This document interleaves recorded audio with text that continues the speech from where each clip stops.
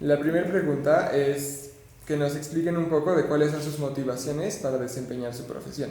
Bueno, a mí siempre me ha gustado el audio, la radio en general, pero también creo que bueno, pues la radio sí es un medio de comunicación con mucho alcance, con mucha penetración eh, y con una capacidad de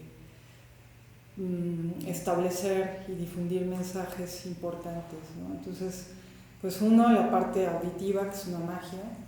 ¿Y qué me motiva? Bueno, pues la necesidad de información, ¿no? Yo creo que en la sociedad siempre hay como necesidades específicas de información, hay otras informaciones que te podrías ahorrar, pero en general pues hay cosas que deben ser informadas y bueno, por ese lado me interesa esa parte, ¿no? Entonces, como la motivación para, y desde luego pues la imaginación que genera la radio, el audio, ¿no? Los sonidos, etc.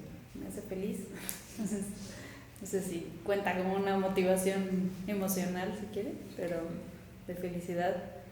Siempre me hizo feliz desde que era niña pintar y todo el arte. Creo que esa es la motivación principal. Y por ejemplo, ¿cómo llegaron ambas al TEC? Por ejemplo, a dar clases. Fue cuando regresé a hacer mi maestría en artes visuales. Se llama Université Laval en Quebec.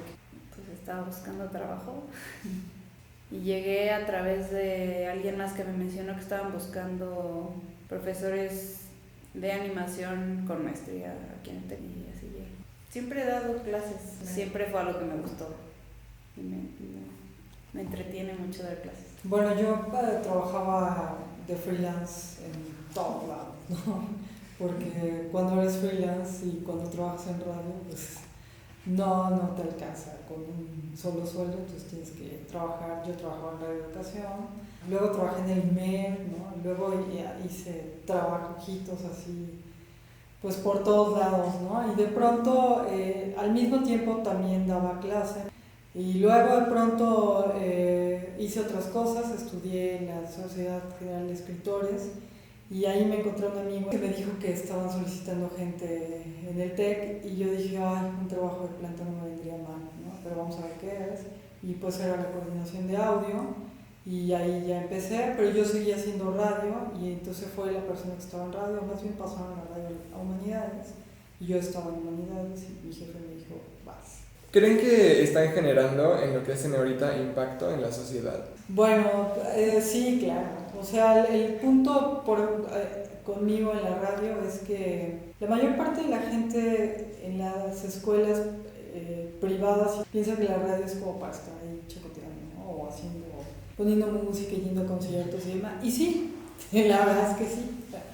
Pero también tiene otro lado. O sea, el otro lado está en que una radio universitaria que trabaja con alumnos sí tiene la obligación, francamente, de preocuparse por lo que sucede afuera. Pero lo generas tanto adentro, haciendo los programas, como afuera. Entonces sí, generas un valor social. Sí, a ver, desde el punto de vista como animadora y creadora de contenidos animados, justo la intención es proponer distintos productos culturales que enriquezcan pues la cultura en general. Hacemos un esfuerzo porque llegue más allá de solamente contar un conejito que brinca. Y pues como profesor creo que tienes siempre un impacto en tus alumnos, o eso es lo que yo quisiera creer. ¿Cuál creen que es el propósito social de sus profesiones y cómo equilibran su interés personal con este propósito? Hay una máxima de Kant, ¿no? Que dice que el deber individual tiene que ver con con el deber común, ¿no? La idea de que a ti te motive algo, pues normalmente y de forma ética tendría que ver con que ese algo no, ya de entrada no afecte a otro. Periodismo, ¿no? La idea de difundir una noticia, está también la idea de que a quien le llegue esa noticia le llegue la verdad posible. Tengo un compromiso conmigo y con lo que tengo que hacer, ¿no? Y lo hago, y ya por ende pegan los demás, por una lógica básica, ética, del bien común. Creo que el mecanismo es el mismo, o sea, al final de cuentas el autor o el grupo de autores acaban siendo responsables de lo que están creando, de la manera en que lo crean y de cómo exteriorizan eso, ¿no? Creo que aplica a todo. ¿Ustedes han encontrado alguna situación de estas en las que pongan en juego sus principios éticos y tengan que decidir entre una cosa o la otra? Sí, bueno, a mí me han encargado, o sea, me han querido encargar proyectos que están muy en el borde de la copia o del plagio, por ejemplo, eso se da mucho. Hay muchos clientes, pero tal vez no es intencional de parte del cliente porque el cliente quiere esto, ¿no? Que ya hizo alguien más para otra persona, ¿no? Que lo hagas tú, ¿no? Y que se ve igual y que sea lo mismo, pero para mi marca. Uno acepta una chamba siempre con condiciones, ¿no? Decirle, yo te puedo hacer algo más o menos en el estilo, parecido, pero va a ser mío, no va a ser igual, vamos a intentar plantearlo de otra manera. O sea, creo que... Y ahí pues ya es el cliente quien decide si trabaja contigo o no.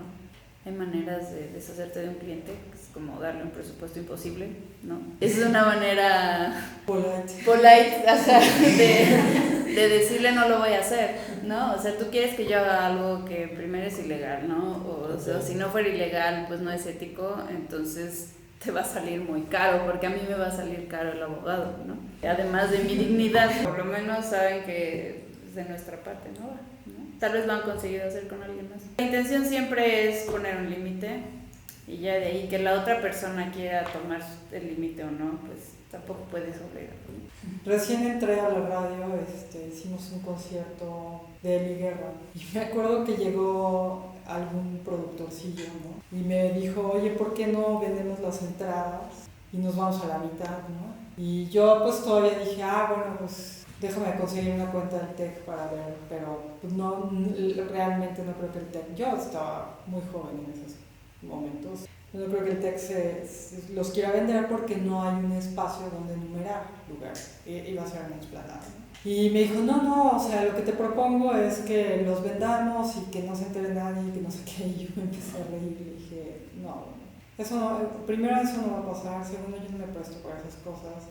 Y tercero, te estás quemando tú y vas a quemar a tu artista. Y bueno, pues ya ahí quedó y nunca lo volvimos a hablar. Y nunca volvimos a hablar, porque cuando necesitamos otra vez hacer, o sea, los siguientes conciertos que hicieron con ella fue a través de marcas o de otras cosas, ¿no? Y luego también había otro cuate, en esta industria del espectáculo, ¿no? Hay un montón de productorcillos chistosos. Y había un cuate que había salido de una radio que había cerrado y llegó conmigo. Vino a ofrecerme el modelo de la Ibero para que ustedes cuando tengan su FM sean como nosotros. Y yo dije, ¿y por qué el TEC va a querer ser igual que usted? O sea, sí tenemos lo mismo, estudiantes, pero somos de una identidad muy diferente, ¿no? Y no, pero es que mira, yo ya, y la música y la no sé qué. Y siempre tenía una idea muy cultural de la radio. Entonces, bueno, el chistecito fue avanzando porque pues dijo, bueno, ¿sabes qué? Tú necesitas patrocinios para tus eventos y para que tu radio, ¿no? Y dijo, bueno, pues ¿por qué no yo vendo publicidad para tu radio? Y de esa publicidad, o sea, para los eventos, y el evento cuesta 30 pesos, ¿no? Yo lo vendo en 60 y me quedo con tanto y te doy a ti tanto y pues ya sabes lo de los 30 del evento, ¿no? Y dije, o sea, tú te quedarías como con cuánto. Entonces fue muy gracioso porque eso me permitió ver maquiavélicamente cómo la gente va escalando, ¿no? Y le dije, bueno, pues no funciona así. Entonces esa fue otra, ¿no? Y otra, alguna vez hicimos un evento de mujeres. Teníamos un convenio con Radio Nederland y me acuerdo que yo me eché un round por varios eventos. Estaba La Dictadura Perfecta de Luis Estrada, ¿no? Que pues ¿por qué la íbamos a poner, no? Estaba esto de las mujeres. Y entonces hubo un momento en que sí vino la pregunta de o lo sacas, y yo dije, bueno, me sacas a mí. No nos pongamos así. Si yo lo saco, no solo me llevo de calle el nombre de TEC, ¿no? Me llevo de calle mismo. Hice un convenio con Radio Nederland, nos comprometimos a hacer eventos de impacto social y este es un evento donde participa gente del TEC, gente de derechos humanos y periodistas importantes que han cubierto casos de periodistas mujeres desaparecidas. No me parece cosa menor. Y bueno, pues ya el evento salió, ¿verdad? Sin la presencia de un solo directivo, lo cual agradezco porque pues al final eso significó que había libertad. Y a veces hay gente que no lo entiende, ¿no? Hay gente que no entiende, no lo sabe, pero tiene la oportunidad de explicárselo. Y ahí a veces es una cruzada casi personal para mí. O sea, no personal para mí, pero se convierte en personal, ¿no? Hay gente que ya me ve y dice, pero pues ni modo, es el tema, ¿no? O sea, es que lo que más me viene a la mente en realidad son experiencias de cuando eres estudiante. Ahí es cuando te caen todos los productores que te piden chamba gratis y te dicen que no, es que tú vas a hacer esto y después de esto viene un montón de trabajo, ¿no? Muchas veces los estudiantes agarran cualquier cosa, ¿no? Porque necesitan dinero para pagar su escuela o para pagar sus materiales o lo que sea. Yo estaba muy sorprendida cuando era estudiante de la cantidad de gente de chambas que me caían, ¿no? Yo decía, wow, ¿no? ¿Cómo me buscan? Pero claro, yo no me daba cuenta que me buscaban para que trabajara yo gratis. A veces uno de estudiante tiene que trabajar gratis para de alguna manera aprender, pero no necesariamente tienes que ver como más allá cuál es el objetivo de lo que estás haciendo, ¿no? O sea, si el objetivo es que esta persona quería a alguien que se lo hiciera para mañana y por nada de dinero porque no quería gastar nada, entonces por eso te buscó. No es alguien que está buscando jalarte, realmente, genuinamente jalarte como estudiante para que después te unas a su proyecto. Si hay un interés personal de, ok, dejo mi ética de lado y lo hago, ¿no? Pero todo eso también repercute en tu futuro. ¿Alguna vez han visto que la industria, o sea, ya tiene como mecanismos en los que se obstaculiza el ejercicio de su profesión, lo que ustedes quieren hacer, sus motivaciones? ¿Y cómo son estos obstáculos y cómo los han enfrentado? Sí, a mí me ha pasado también. ¿Sí? Con clientes de gobierno. Ok, voy a dar un ejemplo. Hicimos una campaña para prevención de la trata de mujeres, de niñas en particular, en redes sociales. Hicimos toda una investigación, ¿no? Porque no teníamos idea nosotros del tema, o sea, nosotros somos animadores. Intentábamos transmitir una serie de mensajes, eran muchos porque es un tema muy complejo, pero de instrucción, bueno, no de instrucciones, de recomendaciones, que finalmente nos fueron editando y editando. Cada vez que se las mandábamos decían, no, es que no puedes decir esto, ¿no? Es decir, bueno, ¿cuál es el objetivo? El objetivo es realmente hacer esta campaña de prevención o hacer la misma campaña de siempre que no llega a ningún lado y que al final nadie le hace caso, ¿no? Y al ¿Tienes final un ejemplo de esto que se transformó totalmente, que se fueron cambiando? nos fueron quitando contenido. Al final, mira, no importa, al final nunca la publicaron. Nos la pagaron y nunca la publicaron. Porque nosotros nos negamos y nunca sacamos al final los contenidos que nos pidieron, siempre los metimos ahí. Es complicado, ¿no? Porque al final es tu cliente es quien sabe lo que quiere decir, ¿no? Pero había conflictos ahí. El gobierno tiene muchos niveles, ¿sí? Sí. Entonces, normalmente quien te pide, quien te contrata es una secretaría o una comisión o lo que sea. Ellos te contratan, pero todo lo que sale, lo tiene que aprobar Gobernación. Entonces va pasando por filtros hacia arriba. Entonces te contrata cualquiera. Lo aprueba, dice, sí, está increíble la campaña, no sé qué, sí está diciendo lo que queremos y demás. Y llega a Gobernación y Gobernación dice, no puedes decir esto. Esto no se puede decir así. Y casi nos cambiaron todo el discurso, lo voltearon para otro lado. O sea, nosotros estamos muy orgullosos de lo que hicimos. Y al final ellos lo mataron como clientes, ¿no? Ya no lo aprovecharon, no lo usaron. Lo van modificando y tú tienes que modificar también, o sea, modifican sus discursos. Como censura también. Sí, es censura. Pues sí, es totalmente. No. Exacto. Por ejemplo, tú has tenido cortos en festivales. Sí. Y a lo que más te dedicas es hacer cortometrajes. Sí. ¿Has visto alguna cosa así, algún ejemplo de obstaculización o corrupción o preferencia dentro de los festivales?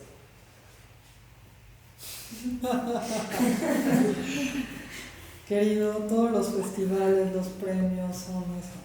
No, no todos, no, porque yo he ganado, Desde concepto radial, no, yo he ganado festivales ¿no? y debo decir que los he ganado Debidamente. sin conocer a los jueces, sin conocer a los organizadores, pero Okay. no son todos, ¿no? O sea, sí hay, es que no, es muy difícil saber, ¿sabes? Porque hay tantos chismes. Todo el mundo se enteró de cuando yo gané Animasivo, Ajá. que yo conocía y era amiga de los jurados que jamás había yo visto en mi vida, ¿no? Ajá. Entonces todo el mundo se entera de eso cuando ellos no ganan. Y no te das cuenta de eso hasta que te pasa a ti, ¿no? O sea, por fin dices, por fin gané, ¿no? O sea, Ajá. todo este esfuerzo que he hecho, tantos años de trabajo de mandar y hacer cortos y mandarlos a todos los festivales y todo, por fin gané. Y claro, no gané por mí, sino gané porque seguro, ¿no? Hice trampa o lo que sea, ¿no? Entonces, yo he sido jurado y yo he peleado. Como jurado no has visto algo así tampoco. Como jurado no lo he visto, como jurado yo he peleado porque se apoye ciertos proyectos. O sea, lo que he visto como jurado es una tendencia a que te digan más o menos como, pero creo que no es intencional, o sea, que te digan como por dónde, qué estilo de cortometrajes les gusta más a los organizadores, ¿no? O sea, te lo hacen ver, o ellos mismos hacen una preselección y ya te dan como la preselección, entonces ya ellos ya filtraron, que están, hasta cierto punto también están en su derecho porque los festivales tienen perfiles, ¿no? Entonces ellos dentro de su perfil, ¿no? Pero más allá de eso, ¿no? O sea, yo también he peleado por apoyar ciertos proyectos que yo sé que esa convocatoria en particular siempre he apoyado proyectos así. Y que ese proyecto lo hicieron para esa convocatoria porque está así, o sea, tal cual, el estilo que siempre ha ganado, con el tipo de guión que siempre ha ganado, ¿no? Y es bueno, ¿no?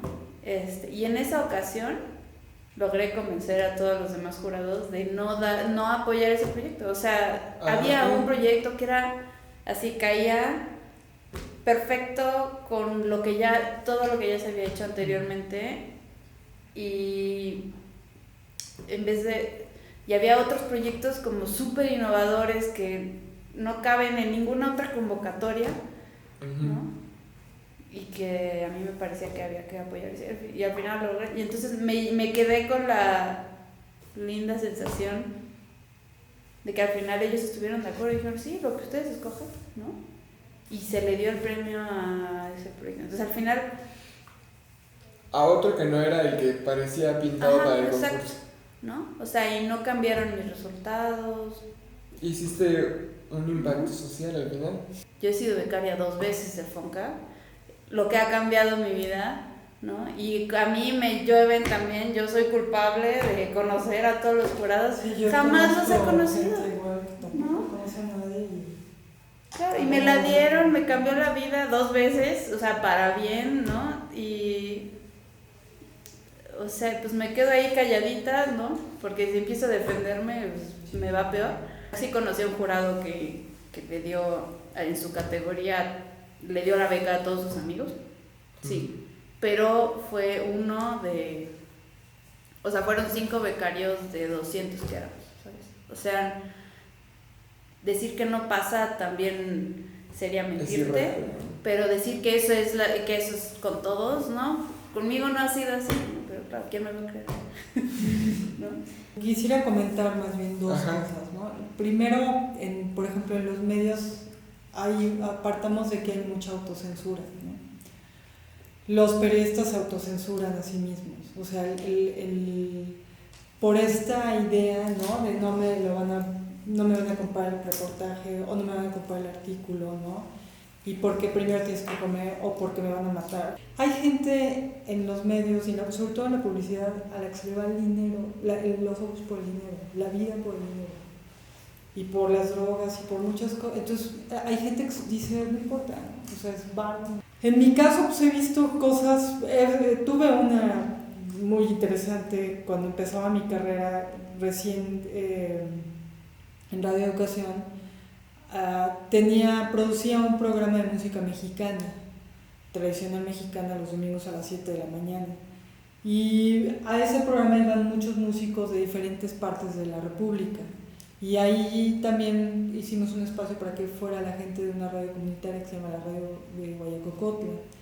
Y nos invitaron a dar un taller allá, al conductor un taller de voz y a mí una producción.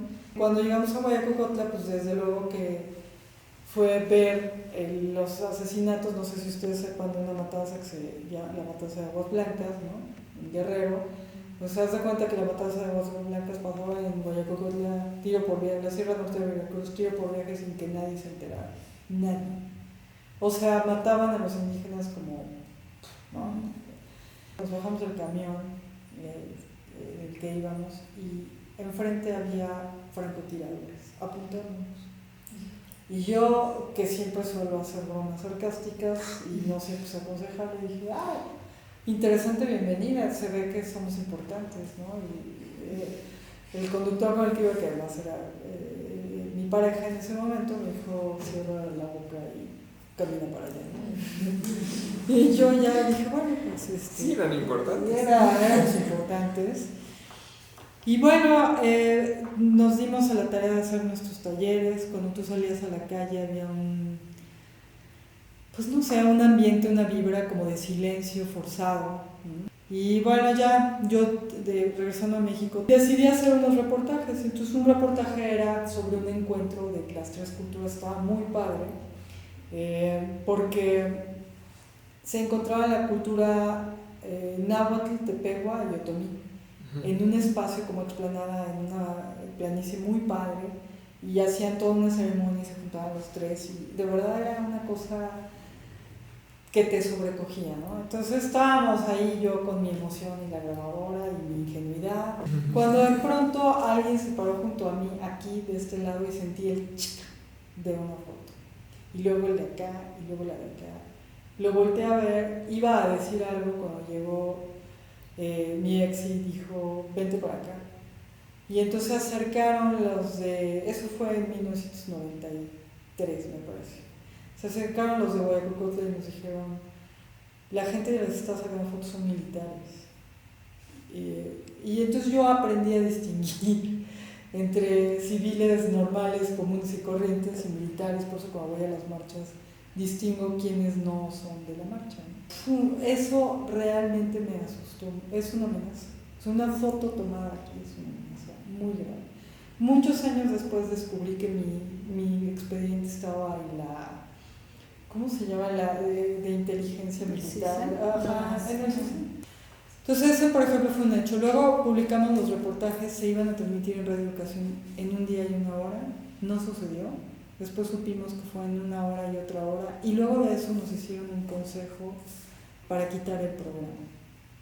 Creo que tienes que aprender a elegir tus caminos, a elegir tus batallas y a hablar con la gente. Con el Radio Educación se pudo hablar, y también hay algo que anoté hace rato con respecto al TEC, ¿no? Y a todas las instituciones. Siempre tienes que ver cómo combinar tus intereses con los de las instituciones. Exacto. Y cómo combinas lo que tú quieres con lo de... O sea, hay que negociar, ni modo. Las negociaciones se juegan con elementos. Y cuando no los tienes, hay que aceptar que no los tienes y no te puedes salir con ellos. Mientras salgamos con esto. Claro. ¿Cuáles prácticas de corrupción son las más comunes en la industria audiovisual? ¿Y cómo se pueden enfrentar? ¿O cómo las han enfrentado? La cuestión de los pagos y los moches. Ajá. Siempre. O sea, yo sé que el presupuesto original de lo que yo hice era 4 veces más alto, que es lo que pagó el gobierno. Y a mí solo me llegó una cuarta parte después de que se fue repartiendo por diferentes personas. ¿Y qué he hecho? Honestamente, en esos casos, nada.